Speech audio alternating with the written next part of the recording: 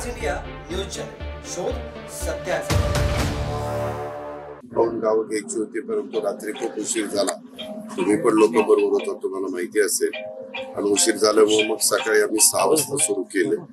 आज माझ्या बरोबर विजयसिंह पंडित आमदार आहेत, डॉक्टर योगेश क्षीरसागर आहेत, आमचे विक्रम काळे आहेत, आणि मग इथले आपले Beed collector, Beed SP, Beed CO आणि बाकीचे अधिकारी, अशा पद्धतीने सकाळपासून आम्ही वेगवेगळ्या भागात जातो। आज हेच पाहायला मिळतंय की पिकाचं तर नुकसान झालेलंच आहे, परंतु त्याचबरोबर बऱ्याचशा ठिकाणी पूल जे असतात, ते पाईप असणारे पूल होते, ते सगळे डॅमेज झालेले आहेत, बरेचसे वाहून गेलेले आहेत। आणि मोठे उंच पूल, आर्च असणारे पूल तिथं करण्याची गरज आहे।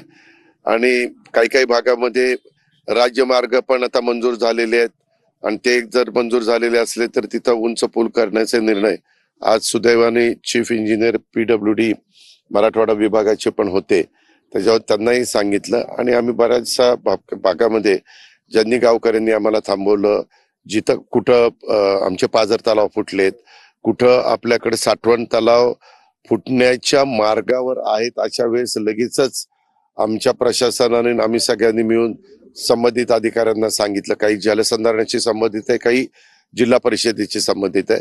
अशा वेगवेगळ्या अनेक गोष्टी, कुठं शाळांच्या खोल्या ह्या खराब झालेल्या आहेत, कुठे त्यांच्या भिंती असतात कंपाऊंड वॉलच्या, त्या पडलेल्या आहेत। अशा बऱ्याच पद्धतीचं नुकसान झालेलं आहे। आणि हे सगळं बघितल्यानंतर आमचे पंचनामे आजपासून सुरू केलेले आहेत। प्रत्येकी 5,000 रुपये ज्यांचं अतोनात नुकसान झालेलं आहे त्याला तातडीची मदत आपण करतोय, आणि साधारण त्यांना धान्य पण आपण देतोय।